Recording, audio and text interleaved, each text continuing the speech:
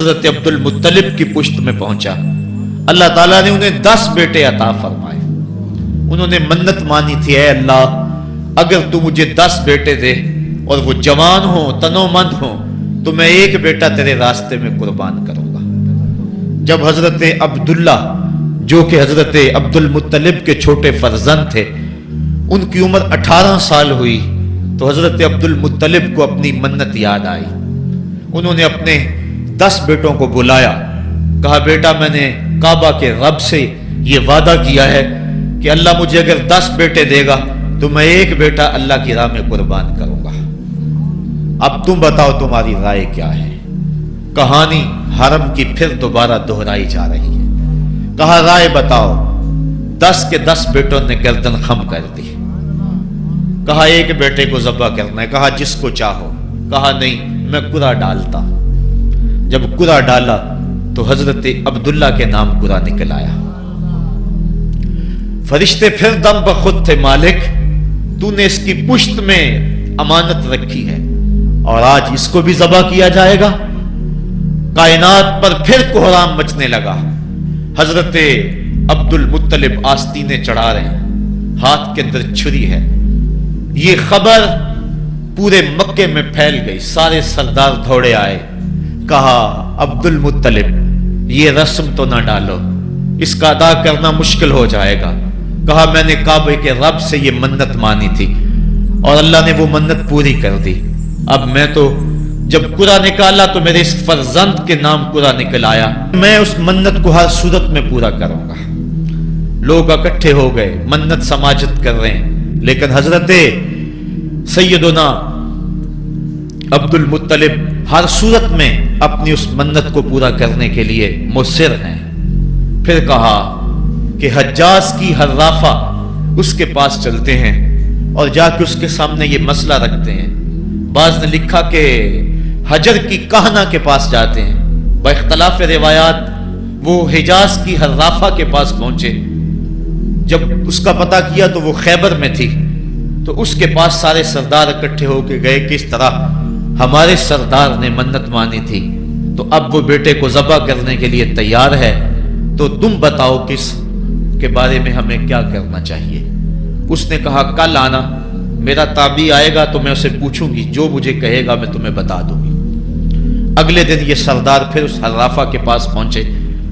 اس نے کہا کہ میرا تابعی آیا تھا، پہلے تم یہ بتاؤ کہ تمہارے ہاں کسی شخص کی دیت کتنی ہے، جو شخص مقتول ہو اس کی دیت قاتل کتنی دیتا ہے. انہوں نے کہا 10 اونٹ. کہا جاؤ پھر ایک طرف 10 اونٹ رکھو اور ایک طرف عبداللہ کا نام رکھو اور قرعہ ڈالو. اگر 10 اونٹوں کی طرف قرعہ نکل آیا تو 10 اونٹ ذبح کر دینا، اور اگر عبداللہ کی طرف نام نکل آیا پھر دوبارہ 10 اونٹ ادھر اور رکھنا، 20 رکھنا، اور اس طرح اونٹ 10-10 بڑھاتے جانا. جب قرعہ عبداللہ کے نام سے ہٹ کر اونٹوں کی طرف نکلا تو پھر اتنے اونٹ ذبح کر دینا. میرے تابعی نے یہی حل بتایا ہے. کہا ٹھیک. آئے اور آ کے ساری بات سنائی. 10 اونٹ ایک سمت رکھے گئے اور حضرت عبداللہ کا نام ایک سمت رکھا گیا. جب قرعہ نکالا تو حضرت عبداللہ کے نام نکلا. پھر 20 اونٹ رکھے گئے. پھر قرعہ نکالا تو حضرت عبداللہ کے نام نکلا. پھر 30 اونٹ رکھے گئے. قرعہ حضرت عبداللہ کے نام نکل رہا ہے. 40 اونٹ رکھے گئے، 50 رکھے گئے، 60، 70، یہاں تک کہ 100 اونٹ رکھے گئے. 100 اونٹ جب ادھر ہو گئے، اب قرعہ نکالا تو اونٹوں کے نام نکل آیا. سارے خوش ہو گئے کہ اب قرعہ اونٹوں کے نام نکل آیا، عبداللہ کی جان بچ گئی. لیکن حضرت عبد المطلب فرمانے لگے کہ میں ایسا نہیں کروں گا. کہا کیا کرو گے؟ کہا ایک مرتبہ نکلا ہے، 3 مرتبہ قرعہ ڈالو. اگر تینوں مرتبہ عبداللہ کے نام کی بجائے اونٹوں کے نام نکلا تو پھر میں سمجھوں گا کہ اللہ کی طرف سے یہی مرضی ہے، ورنہ میں اپنے بیٹے کی گردن پہ چھری رکھ دوں گا. اللہ اکبر. مکے کے اندر سردار بھی دعائیں مانگ رہے ہیں. اللہ اکبر. ایمن بھی دعا مانگ رہی ہے. مکے کے پربت دعائیں مانگ رہے ہیں. کائنات کا ذرہ ذرہ دعائیں مانگ رہے ہیں. قرعہ جب ڈالا گیا تو دوسری مرتبہ بھی قرعہ اونٹوں کے نام نکلا. اب تیسری مرتبہ جب قرہ ڈالا گیا تو ہر ایک کا دل دھڑک رہا ہے. حضرت عبد المطلب تیار ہیں. کہا اگر تیسری مرتبہ بھی قرہ اونٹوں کے نام نہ نکلا تو میں اپنے بیٹے کی گردن پہ چھری پھیروں گا، چونکہ میں نے کعبے کے رب سے منت مانی ہوئی ہے. جب تیسری مرتبہ قرہ ڈالا گیا تو وہ بھی اونٹوں کے نام نکلا. 100 اونٹ ذبح کر دیے گئے. حضرت عبداللہ جو کہ حضور کی امانت کے امانت دار تھے، ان کی زندگی محفوظ ہوئی. حضور علیہ السلام فرمایا کرتے تھے آنا ابن الذبیحین، لوگوں میں 2 ذبیحوں کا بیٹا ہوں. ایک ذبیح اسماعیل علیہ السلام ہے اور ایک ذبیح میرے والد حضرت عبداللہ رضی اللہ تعالیٰ عنہ. جلدی سے حضرت عبداللہ کی شادی کی گئی.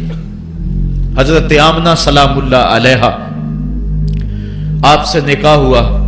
شادی کو ابھی چند ماہ ہی گزرے تھے کہ حضرت عبداللہ رضی اللہ تعالی عنہ شام کی طرف تجارت کی غرض سے گئے.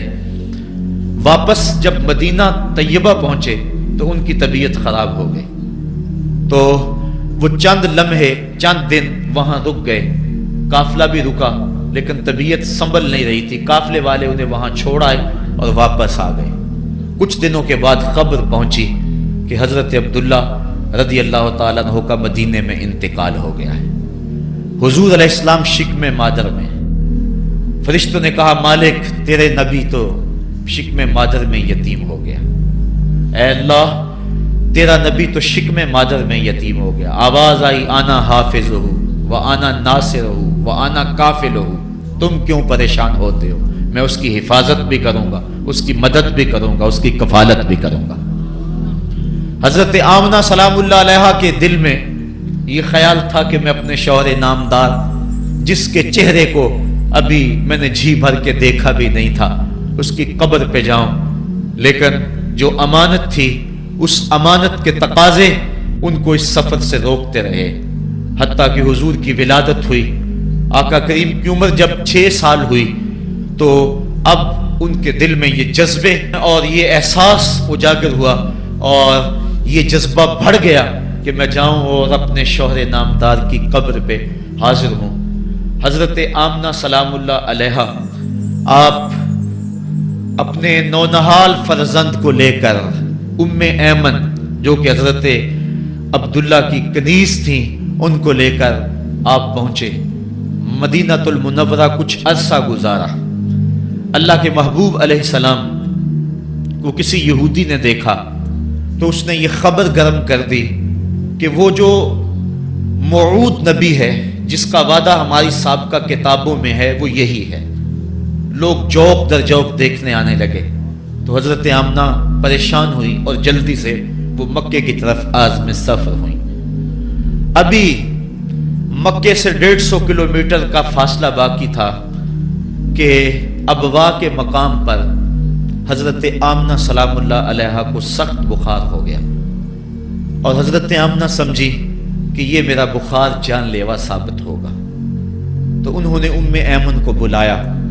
کہا لگتا ہے کہ یہ بخار میری موت کا باعث بنے گا. میں تمہیں وصیت کرتی ہوں کہ میرے بیٹے کو بحفاظت امیر قریش عبد المطلب تک پہنچا دینا. اور اس کے بعد حضور کو حضرت آمنہ نے بلایا، اپنے سامنے بٹھایا، سر پہ ہاتھ رکھا. حضرت آمنہ حضور سے کچھ باتیں کرنا چاہ رہی تھی.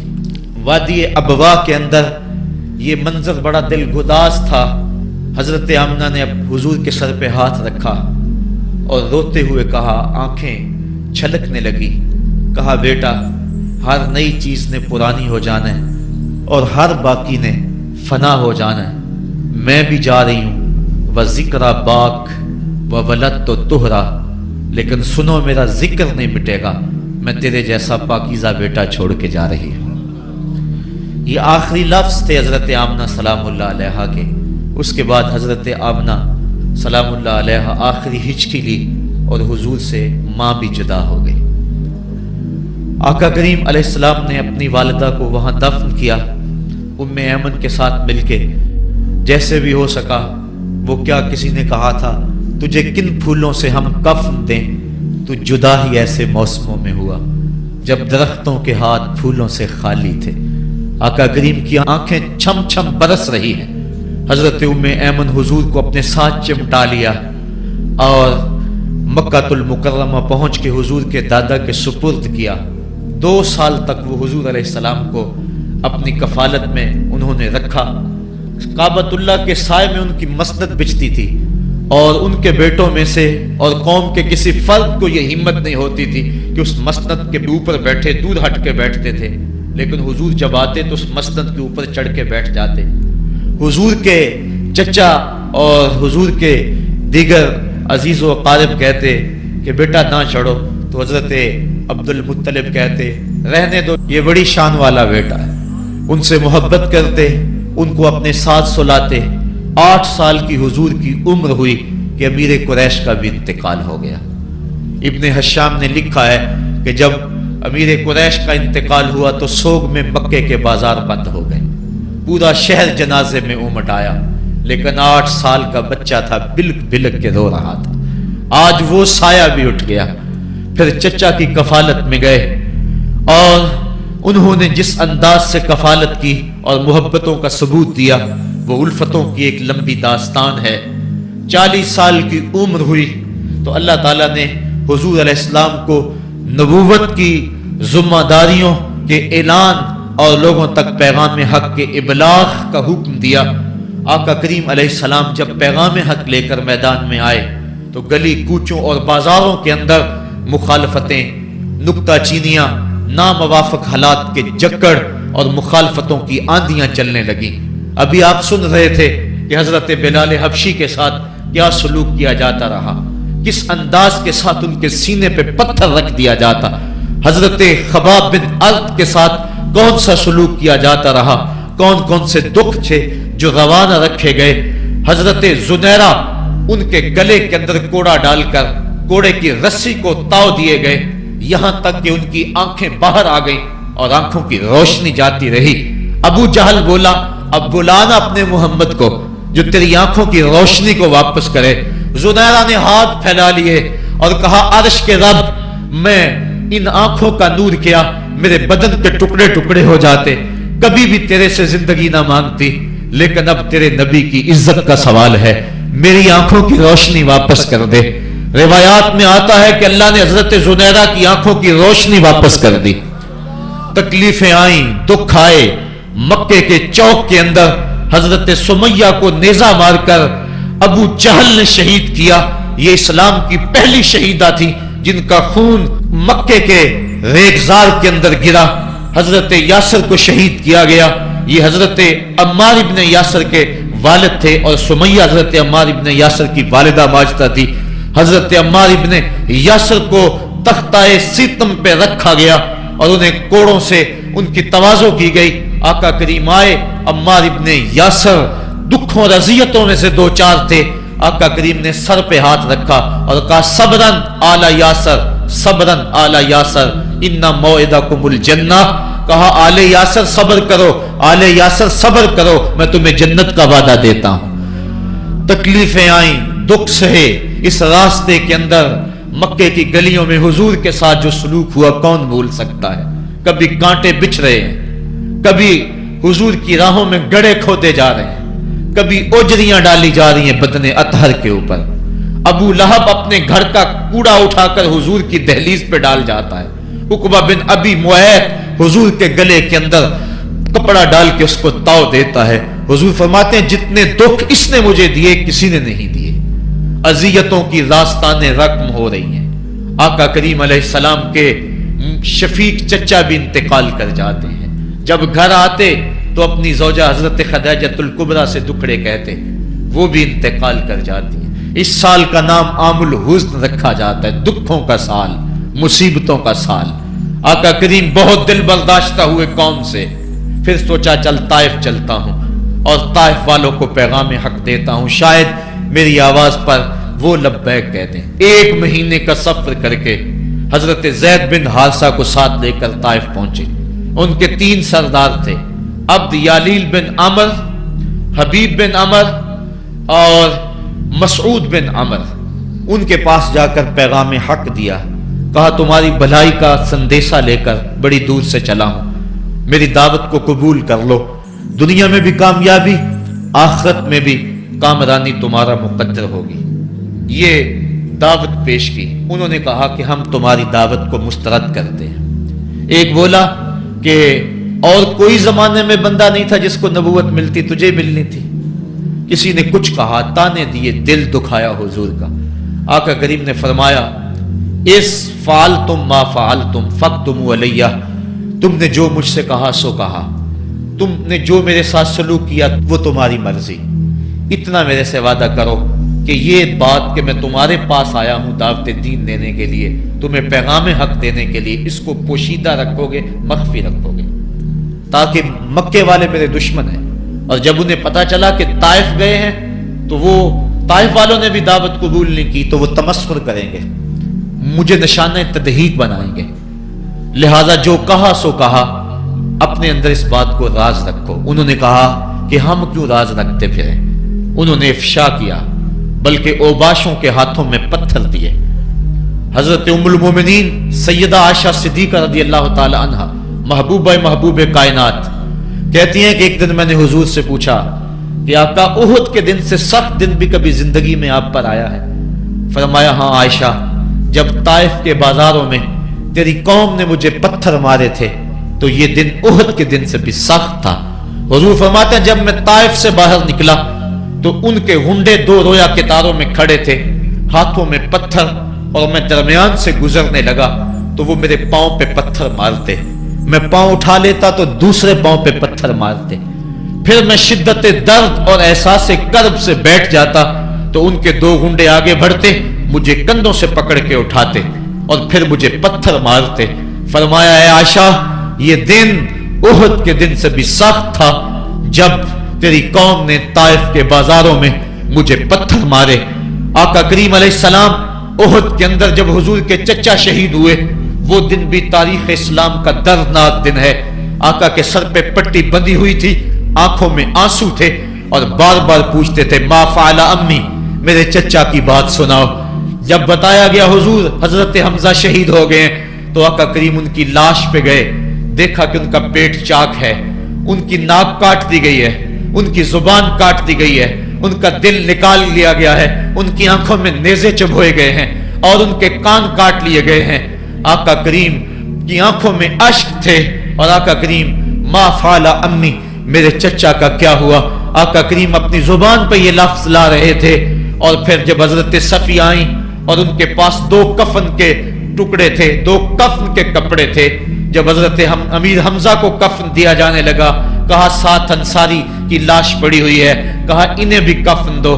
मेरा हमजा 2 कपड़ों में और इसे एक कपड़ा भी नसीब ना हो। मुहम्मद अदल करने आया है, इंसाफ करने आया है।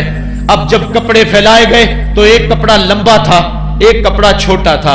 अर्ज की हुजूर, ये जो बड़ा कपड़ा है ये अमीर हमजा रज़ियल्लाहु ताला अन्हु को दे दें और छोटा अंसारी को दे दें। कहा नहीं, मैं इंसाफ करने आया हूं, कुरा डाल लो किसके हिस्से में कौन सा कपड़ा आता है। और जब कुरा डाला गया तो छोटा कपड़ा हजरत अमीर हमजा के हिस्से में आया और बड़े कपड़े में उस अंसारी सहाबी को कफन दिया गया। अब वो कपड़ा जब हजरत अमीर हमजा का सर ढांपते थे तो पांव नंगे हो जाते, पांव ढांपते तो सर नंगा हो जाता।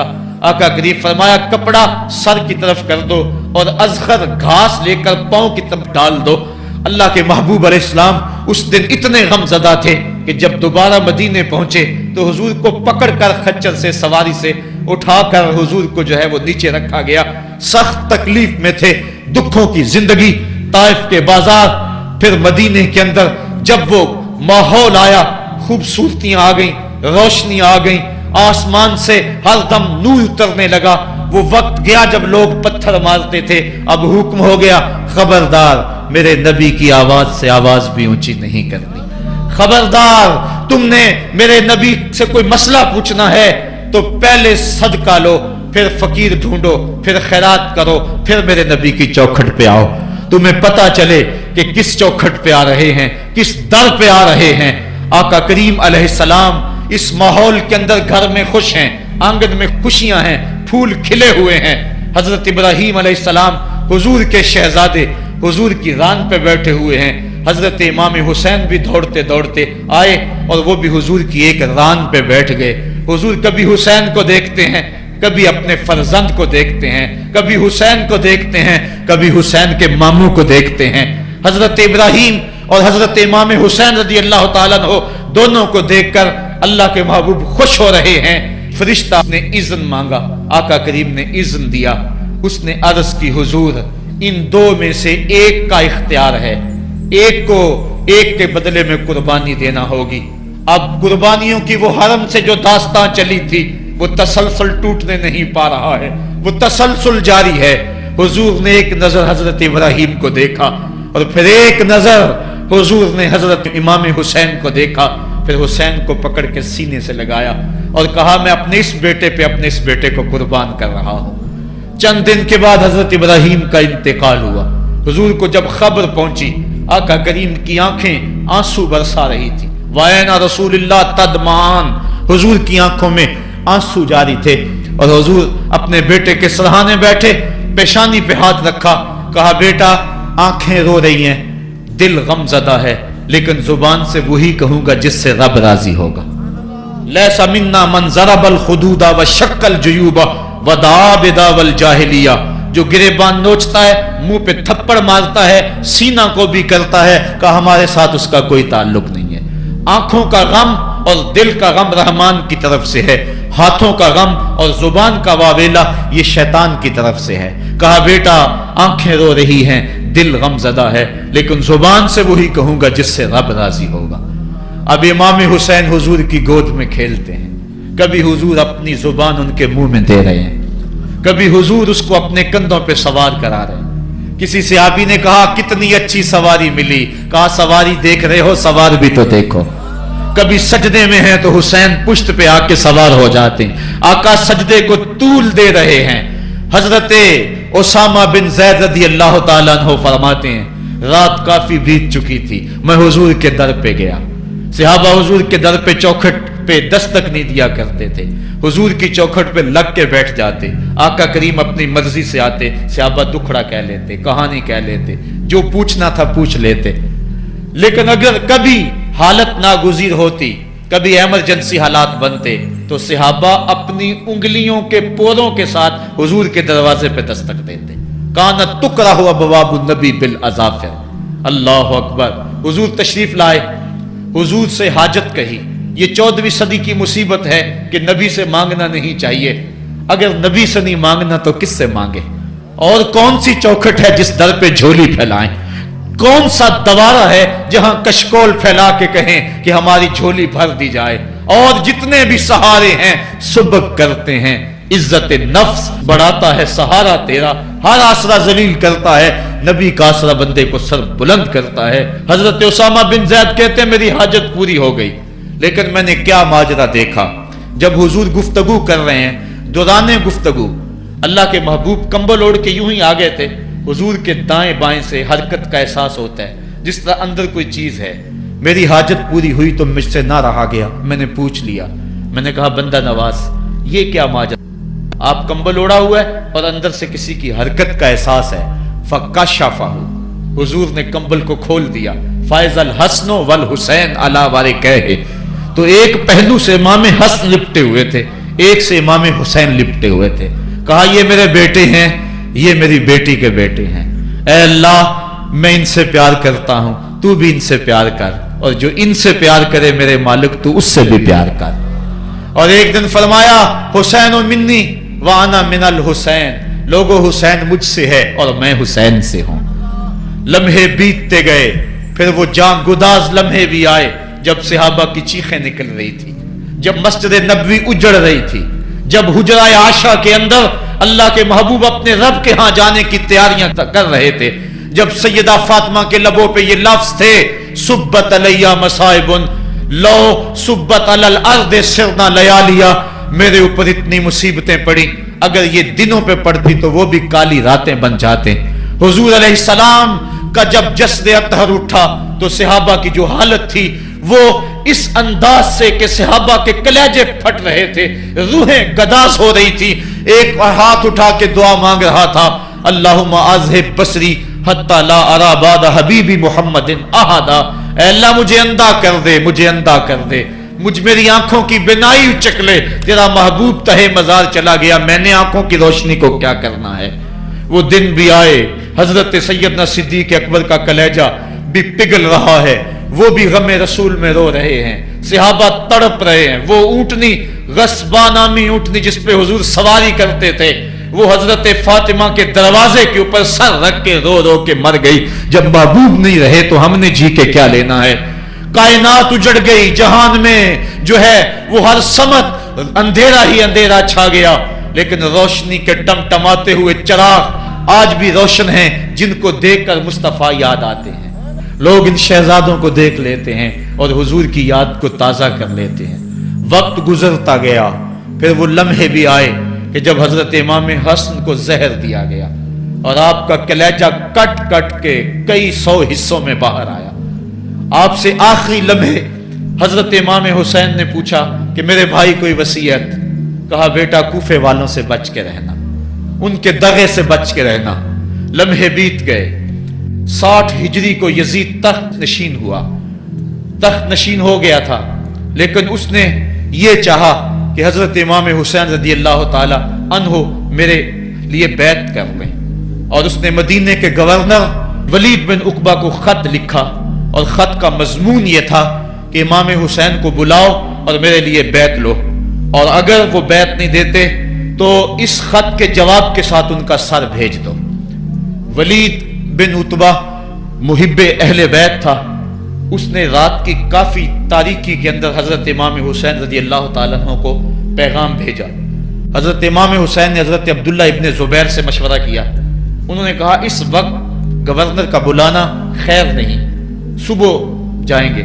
آپ فرمایا نہیں میں بھی جاتا ہوں۔ کچھ سواروں کو ساتھ لیا، کہا تم باہر کھڑے ہو جانا دارالامارت کے، اگر میں آواز دوں تو تم دوبارے پلانگ کے اندر آ جانا۔ ولید بن عتبہ کے پاس امام حسین پہنچے، آپ نے کہا کہ سناؤ کیا معاملہ ہے؟ تو اس نے کہا کہ یہ خط ہے جو یزید نے بھیجا ہے۔ آپ نے فرمایا کہ میں صبح بتاؤں گا۔ ولید بن عتبہ نے کہا ٹھیک ہے۔ امام حسین پلٹنے لگے تو مروان بن حکم جو پاس بیٹھا ہوا تھا گورنر کے، کہنے لگا یہ چلے گئے تو دوبارہ ہاتھ نہیں آئیں گے، اب موقع ہے، اب ان کو پکڑ لو اور ان سے زبردستی بیعت لے لو۔ یہ بات حضرت امام حسین کے کانوں میں پڑی، آپ پلٹے، نیام سے تلوار نکالی، حیدری کچھار سے محمدی شیر نکل آیا،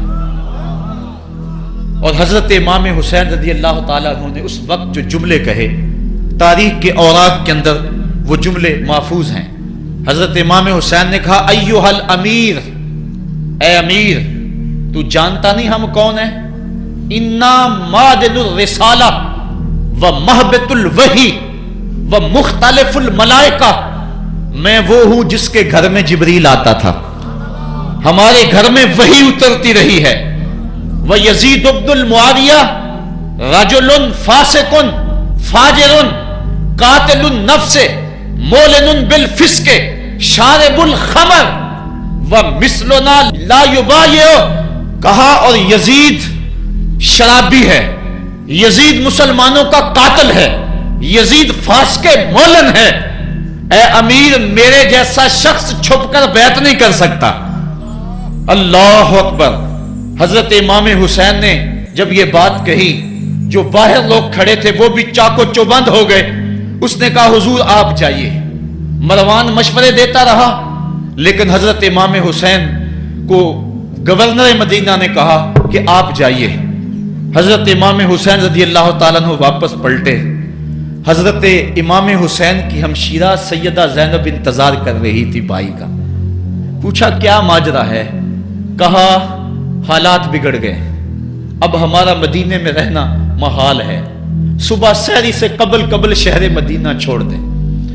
اللہ اکبر، ورنہ ہمارے خون سے نبی کا حرم لالا زار بنے گا۔ حضرت امام حمام رضی اللہ تعالیٰ عنہ نے اہل بیت کی مشاورت سے یہ فیصلہ کر لیا۔ کجاوے کسے جانے لگے، سامان تیار ہو گیا۔ حضرت محمد بن حنفیہ کو کہا کہ تم یہاں رہو اور تم خبر پہنچانا کہ پیچھے کیا ماجرے ہوتے ہیں، اور مکے کی طرف میں سفر کر رہا ہوں۔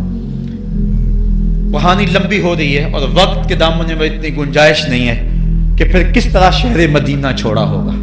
حاجی جاتے ہیں 8 دن اور 8 دن کے بعد مدینہ چھوڑتے ہیں.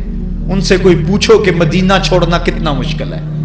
وہ کیا کسی حاجی کو لوگ مبارک دے رہے تھے؟ اس نے کہا تھا مبارک دے رہے ہو دوستو حج و زیارت کی، میرا غم بھی تو دیکھو، میں مدینہ چھوڑ آیا ہوں. جو 8 دن مدینہ رہتا ہے اس سے مدینہ چھوڑا نہیں جاتا جس کی ولادت مدینے میں ہوئی. جو کھیلتا تھا تو مدینے کی گلیوں میں، جس کے گھر کا دروازہ مسجد نبوی میں کھلتا تھا، اس حسین کو مدینہ چھوڑنا قیامت ہوگی. شہر مدینہ چھوڑا. حضرت امام حسین رضی اللہ تعالیٰ عنہ مکہ المکرمہ پہنچے. وہاں رمضان گزرا، حالات وہاں بھی بگڑتے گئے. مسلسل خط آتے رہے کوفے سے. کہانی طویل ہے.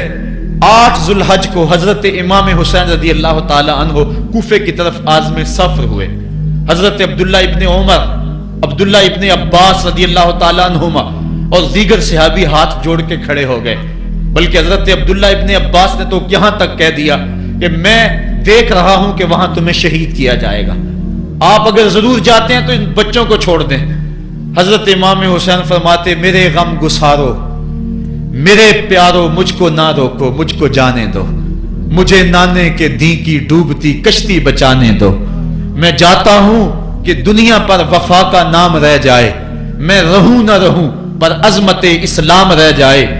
میں نہیں جاتا تو نبی کے گھر کی آن جاتی ہے. لوگوں تمہارا دین جاتا ہے، میری غیرت ایمان جاتی ہے. کہا مجھے جانا ہوگا. 8 ذو الحج کو لوگ کعبہ کی طرف آ رہے ہیں اور کعبہ دلہن کی طرح سنورا ہوا ہے. طواف کرنے والوں کا جھرمٹ ہے. حاجی حج کرنے آ رہے ہیں لیکن حضرت امام حمام کسی اور حج کی تیاری کر رہے ہیں. کسی نے کہا حج تو کر جائیں، اتنی مرتبہ مدینے سے پیدل چل کے آئے اور آج تو مکہ المکرمہ میں موجود ہیں. کہا پیچھے ہٹو، جو حج میں کرنے جا رہا ہوں وہ نوکھا ہوگا، وہ نرالا ہوگا. تم بھی طواف کرو گے، میں بھی طواف کروں گا. تم طواف کعبۃ اللہ کا کرو گے اور میں خیموں کا طواف کروں گا. ایک حج تمہارا ہے، ایک حج میرا ہے. تم بوسے لوگے کس کے؟ حجر اسود کے. میں اپنے فرزند کا منہ چوموں گا. لوگوں ایک طواف تمہارا ہوگا، ایک طواف میرا ہوگا. تم آب زمزم پیو گے، میں پیاسا رہوں گا. اور تم کبھی صفا پہ کبھی مروہ پہ دوڑو گے، میں کبھی علی اکبر کی لاش اٹھانے جاؤں گا، کبھی میں قاسم کی لاش اٹھانے جاؤں گا، کبھی اون محمد کے تڑپتے ہوئے لاشوں کو اٹھانے جاؤں گا. لوگوں ایک حج تمہارا بھی ہے، ایک حج میرا بھی ہے. جب تم حج کر لو گے تمہاری سائی مکمل ہو جائے گی تو تم سر مڈا کے حرام کھول دو گے، اور جب میری سائی مکمل ہو جائے گی تو میں سر کٹا کے حرام کھول دوں گا. تم سفید احرام پہنو گے، میں سرخ احرام پہنوں گا. اور وہ حج قیامت تک کے آنے والے حجوں کی آبرو ہوگا. حسین اگر نہ شہید ہوتا تو آج گھر گھر یزید ہوتا. اسلام کی عظمت عیاں نہ ہوتی، خدا کے گھر میں اذان نہ ہوتی. بار الہ نوحہ سناتا پھرتا، تا روز جزا اشک بہاتا پھرتا. امداد نہ کرتے اگر کربلا میں حسین، اسلام تیرا ٹھوکریں کھاتا پھرتا.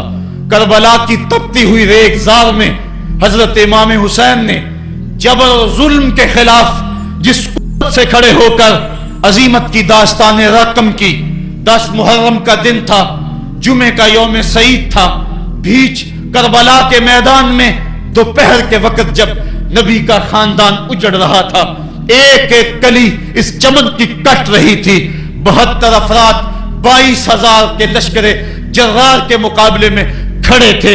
وہ یزید جس نے اس کے علاوہ بھی بڑے جرم کیے، جس نے جو ہے وہ 1700 صحابہ کو مکہ المکرمہ میں شہید کیا، جس نے 700 حفاظ کرام کو شہید کیا، جس نے حضرت ابو سعید خضری کی داڑھی نوچ لی، جس نے مدینے کے اندر مسجد نبوی کے اندر گھوڑے باندھے، جس نے جو ہے وہ 3 دن تک مسجد نبوی کے اندر اذان نہ ہونے دی، وہ یزید آج کربلا کے تپتے ہوئے ریگزار کے اندر آل رسول کے ساتھ ظلم کی وہ داستان رقم کر رہا تھا کہ قیامت تک آنسو سسکیاں نہیں تھمنے پائیں گی.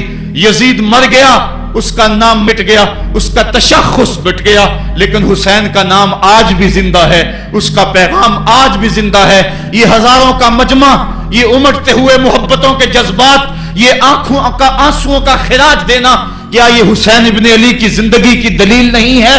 کون ہے جو یزید کا نام لیتا ہو؟ آج اگر کوئی یزید کا نام لیتا بھی ہے تو سر جھکا کے لیتا ہے۔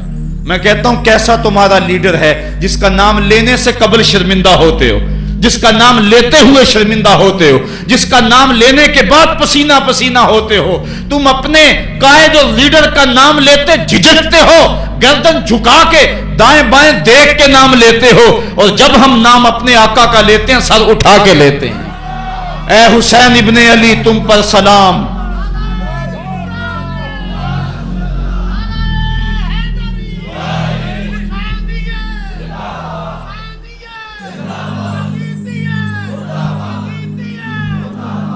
صاحبو، کربلا کا تپتا ہوا منظر ہے، اتنے دکھ آ گئے۔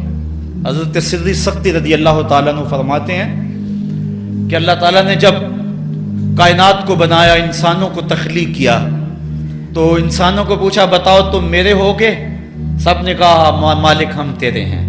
لیکن جب دنیا کو پیدا کیا تو 9 حصے دنیا کی طرف ہو گئے، 1 حصہ اللہ کی طرف رہ گیا۔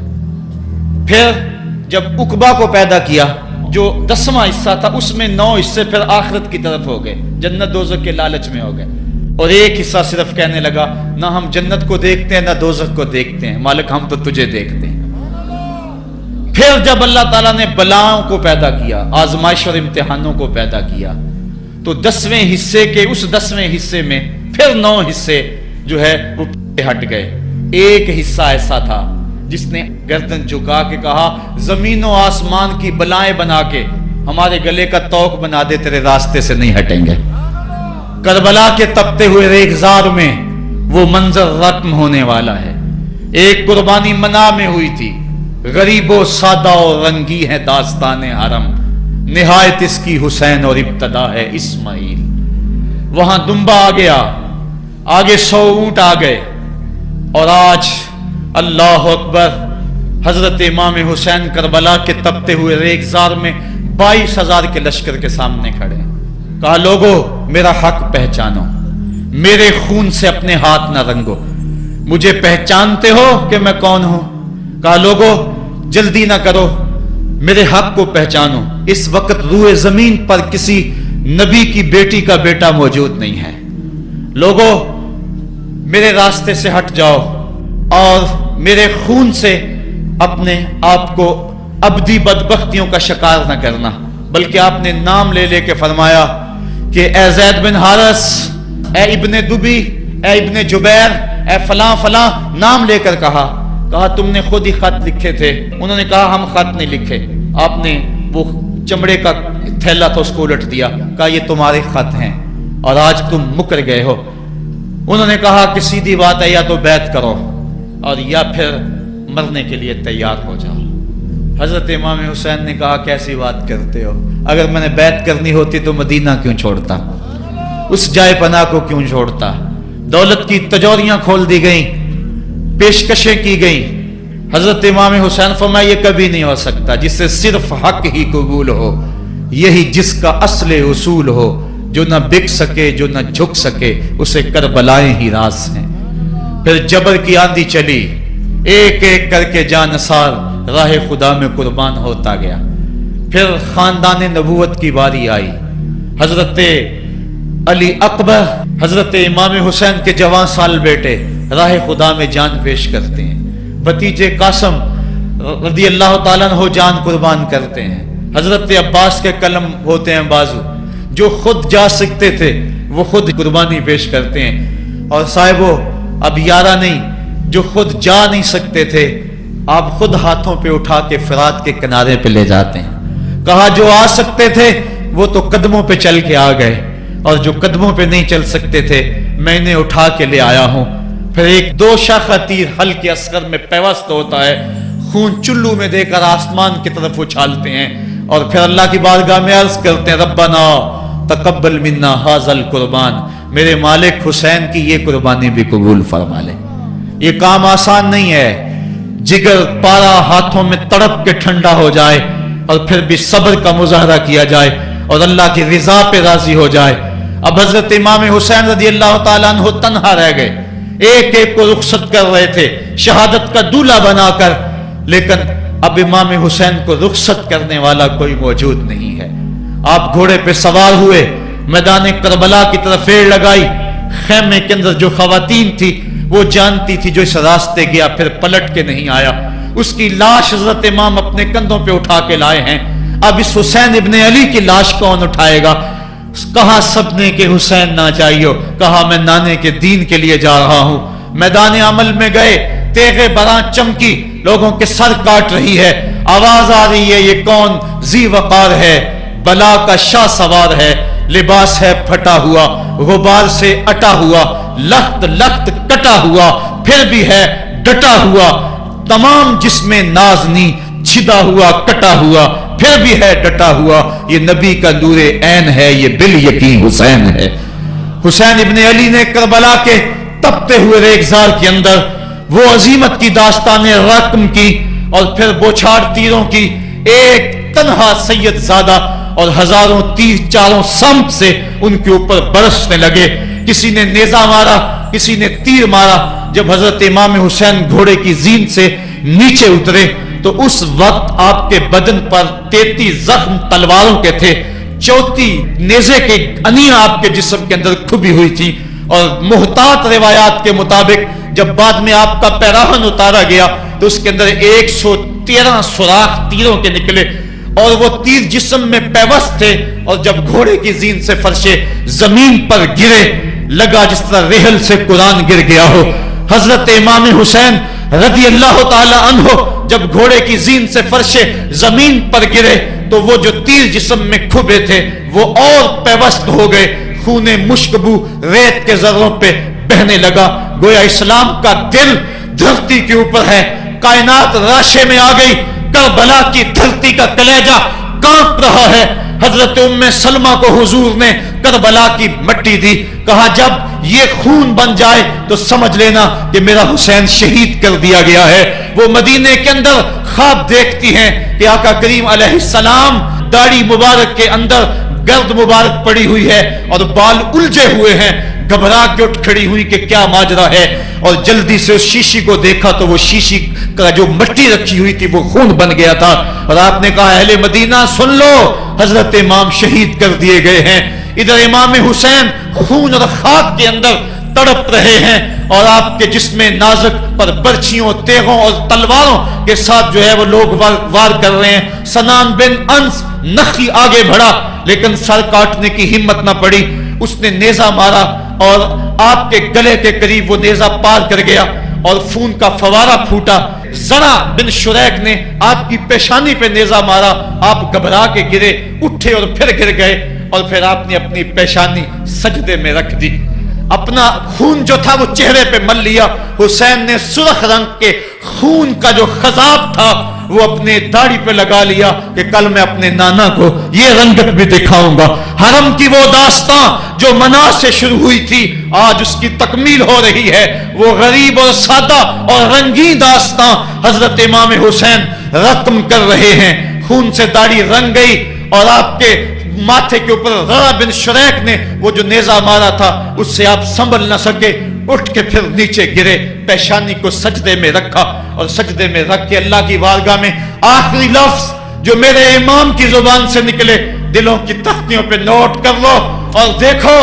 अल्लाह ताला के बंदे हजरत खलील ने दुआ मांगी थी, ऐ मेरे मालिक मैं इस जगह पे अपनी ज़ुर्रियत औलाद को छोड़ के आबाद करके जा रहा हूं और दुआ करता हूं कि वो नमाज को कायम रखें। आज उस दुआ की तकमील का मंजर लोगों के सामने है कि 113 तीर जिस्म में खुबे, 34 तलवारों के घाव और वो भी रावी कहते हैं कि एक एक घाव में कितनी कितनी तलवारों के जख्म थे और नेजे की अनिया जिस्म में खुबी हुई थी। आपके कलेजे के अंदर नेजे की अनी को तोड़ दिया गया था। इस मौके पे हजरत इमाम हुसैन रज़ी अल्लाह ताला अन्हु ने अपने आप को संभाल के पेशानी को रेत के ऊपर रखा और अल्लाह की बारगाह में आखिरी लफ्ज हजरत इमाम हुसैन के लबों पे जो मचले खून निकल रहा था اور खौली बिन यजीद आगे बढ़ के सरे अनवर को जुदा करने की तैयारियां कर रहा था। सनान बिन अंस आगे बढ़ा लेकिन कपकपा के पीछे हो गया। खौली बिन यजीद आगे बढ़ा, वो भी पीछे हो गया। फिर शिमर आया और शिमर आपके जिस्म नाजुक के ऊपर बैठ गया। हजरत इमाम हुसैन ने जब देखा तो इसके बदन के ऊपर बरस के फुलबैरी के निशान थे। तो हजरत इमाम हुसैन की जुबान से निकला, सदकल्लाहु व सदक रसूलुल्लाह, मेरे आका मेरे अल्लाह ने सच कहा। उसने कहा क्या सच कहा? कहा एक दिन मैं हुजूर की खिदमत में हाजिर था तो हुजूर ने फरमाया था मैं देख रहा हूं एक चतकबरा कुत्ता मेरी औलाद के खून में मुंह मार रहा है। आज मैं देख रहा हूं कि मुस्तफा करीम का वो फरमान जो है वो पूरा हो रहा है। वो गुस्से में आया, इमाम जल्दी अपनी पेशानी सजदे में रखी और अल्लाह की बारगाह में इमाम के आखिरी लफ्ज़ थे, अल्लाहुम्मा रज़न बिक़ज़ाइका व सब्रन अला बलाइका तस्लीमन ले अमरिका सुबहान रब्बियल आला सुबहान रब्बियल आला सुबहान रब्बियल आला। मालिक, भाई, बेटे, भतीजे, भांजे, जानसार, आयानो अंसार सब कुछ लटा के, अब्बास के बाजू कटा के, जो जा सकते थे उन्हें भेज के, जो जा नहीं सकते थे खुद उठा के ले जा करके, अब्बास के बाजू कलम करवा के, ये खेमे के अंदर बच्चियां यतीम हो गई हैं, सुहाग उजड़ गए हैं। मेरे मालिक, सब कुछ लुटा के नबी का घर उजड़ गया, एक एक पत्ती गिर गई। जिनको बुलाया गया था आज उनकी मेजबानी तीरों, तलवारों और नेजों से हुई। लेकिन मालिक, तू देखा मेरी जुबान पे हाय नहीं आई, मैंने उफ तक नहीं की, जख्म पे जख्म खा के जी, खूने जिगर के घूंट पी, आह न कर लबों को सी। ये इश्क है, ये दिल लगी नहीं, ये मोहब्बत है। यहां लोग मसलूब भी होते हैं, यहां लोग सूली भी चढ़ते हैं। हुक्म होता है खबरदार, अगर आह भी की तो साबरों से नाम काट दूंगा। कहा मालिक अल्लाहुम्मा रज़न बेक़ज़ाइका, जो तकदीर थी मैं उस पर राजी हो गया। वह सब्रन अला बलाइका, मालिक तूने देखा मैंने सब्र भी किया। तस्लीमन ले अमरे का, मुझे मालिक एतराज भी कोई नहीं, जो तेरा हुक्म था मैंने उसको तस्लीम भी कर लिया। सुबहान रब्बियल आला, मालिक तू बड़ा है, तू बड़ा है। हुसैन सब कुछ लटा के, बच्चे कटा के, बाजू कटा के, घर उजाड़ के मालिक तेरी बारगाह में हाजिर हो रहा है और इतना कुछ करने के बावजूद भी तेरे पे राजी है। मेरे मालिक तू भी बता, तू भी हुसैन पे राजी हुआ है या कि नहीं हुआ है? तू भी हुसैन पे राजी हुआ है कि नहीं हुआ? आवाज आई, इस प्यासे पर अली शेरे खुदा को नाज है, इस नवासे पर मोहम्मद मुस्तफा को नाज है। औरों ने भी सजदे किए पर इसका अजब अंदाज है, इसने वो सजदा किया जिस पर खुदा को नाज है। ए हुसैन इब्ने अली तुम पर सलाम, मेरे साथ मिलके कह दो, ए हुसैन इब्ने अली तुम पर सलाम, ए हुसैन इब्ने अली तुम पर सलाम। यही वक्त था जब खानदान नबूवत लुट रहा था, दोपहर का वही समा, वही लम्हे। इन हवाओं को हाथ जोड़ के कहो हमारा सलाम करबला वाले आका के हुजूर पहुंचा दे और अर्ज करो, ए हुसैन इब्ने अली तुम पर सलाम, नाज़िशे आले नबी तुम पर सलाम, तुम पे लाखों रहमतें लाखों सलाम। ए शहीदाने मोहब्बत के इमाम, लाला गूं लाला बदन लाला कफन, ए चमन अंदर चमन, जिंदगी ही जिंदगी तेरी हयात, ए हयात अंदर हयात। इफ्तिखारे मिल्लते बैजा है तू, रब्बे काबा की कसम यकता है तू। फख्र का दिल में दरीचा बाज करना चाहिए, जिनका तू आका है उनको नाज करना चाहिए। हम वाह हुसैन वाले हैं, आ हुसैन वाले नहीं हैं। वाह हुसैन तेरी अजमतों को सलाम। को हमालिया का कलेजा भी फट जाता, शक हो जाता, लेकिन इतने जख्म कलेजे पर जवां बेटे की लाश को कंधों पे उठा के लाना कोई मजाक तो नहीं है। हजरत इमाम हुसैन ने जबर के खिलाफ खड़े होकर कयामत तक के लिए राहे अमल छोड़ा। हजरत इकबाल खिराज पेश करते हैं, आ इमाम आशिकां पूरे बतूल, सर्वे आजादे दबिस्ताने रसूल। अल्लाह अल्लाह बाए बिस्मिल्लाह पिदर, मानाए जिबहे अजीम आयत बसर। सुरखरू इश्के गयूर अज सुनेऊ, शोखिए ई मिसरा अज मजमूनेऊ। ता कयामत कते इस्तिबदाद कर, मौजे खूनेऊ चमन ईजाद कर। इकबाल कहता है कि इश्के गयूर के चेहरे पे जो सुर्खी और बांकपन है वो हुसैन इब्ने अली के खून का सदका है। कयामत तक के लिए जबर के खिलाफ जितनी भी कौमें उठेंगी और जितने भी लोग मैदान अमल में आएंगे, मैं हर साल कहा करता हूं कि सबका कायद हुसैन इब्ने अली होगा। महात्मा गांधी ने जब अपनी कौम को कहा बरतानवी साम्राज्य के खिलाफ खड़े हो जाओ, और कौम से खिताब करते हुए महात्मा गांधी हिंदू ने कहा कि तुम कहोगे वो हुकूमत जिसकी सल्तनत में सूरज तुलू और गुरूब भी होता है, उससे टकराना हमाकत है, खुदकुशी करने के मुतरादिफ है। लेकिन इसके बावजूद मैं क्यों कह रहा हूं कि उस साम्राज्य के खिलाफ खड़े हो जाओ? महात्मा गांधी ने कहा था इसलिए कि मेरे सामने हुसैन इब्ने अली का किरदार मौजूद है। आज पूरी दुनिया के अंदर जुल्म और जबर की हवाएं चल रही हैं, और इस वक्त उम्मत मुस्लिमा को किरदार हुसैन अदा करने की जरूरत है। अगर हम नाम हुसैन इब्ने अली का लें और करतूतें और लक्षण सारे यजीद वाले हों, तो ये लफ्ज लफ्ज, हरफ हरफ और कदम कदम हजरत इमाम हम्माम से मुनाफकत है। आओ, अगर मैं नामे हुसैन लेता हूं तो घर भी उजड़ जाए, हक का परचम कभी ना गिरने दूं। मैं और आप इस अज़्म के साथ मैदान अमल में उतरे। इदारतुल मुस्तफा किसी तंजीम का नाम नहीं, ये एक फिक्र का नाम है, एक तहरीक का नाम है, एक मिशन और एक इनकलाब का नाम है। ये रूहों में हलचल पैदा करने के जज्बों का नाम है। ये मुस्तफा करीम के दर पे सलामी देने का नाम है। ये अपना सब कुछ मुस्तफा जाने रहमत पे कुर्बान कर देने का नाम है। आओ, इदारतुल मुस्तफा के प्लेटफॉर्म पे आप मैदान अमल पे निकले। हजरत इमाम हुसैन ने इस्लाम के गिरते हुए परचम को थाम लिया, और जबर की आंधियों के मुकाबले के अंदर भी उस परचम को खम नहीं होने दिया।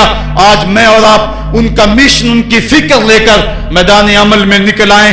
कुरान का फरेरा बनाकर, कुरान का परचम ही सीनों में थाम कर, अहले बैत की मोहब्बत अपने सीनों में लेकर मैदान अमल में निकले और कुरान की दावत घर घर दें। और अब रुकना नहीं, अब थमना नहीं, फिरदौस में जाके दम लेना, आफाक के हर हर गोशे में कुरान सुना के दम लेना।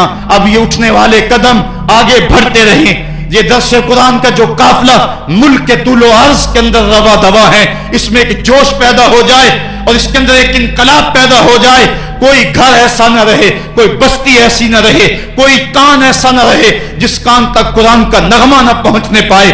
इदारतुल मुस्तफा के जवां साल मुबल्लिग गली गली कूचे कूचे फैल जाएं, और जो दाई हैं, दावत देने वाले हैं, अगर वो खुद पैगाम पहुंचा सकते हैं तो असद बिलाल इंदल्लाह अशहद, बिलाल की असहद भी अल्लाह को कबूल है। वो टूटे फूटे लफ्ज लेकर मैदान अमल में निकल आए, वरना वो सीडीज ले लें, वो और कुतब ले लें, वो दीन के नारा ले लें, वो पैगाम हक ले लें, और गली गली कूचा कूचा उसवा शब्बीरी और नामे हुसैन की दुहाई देते चले जाएं।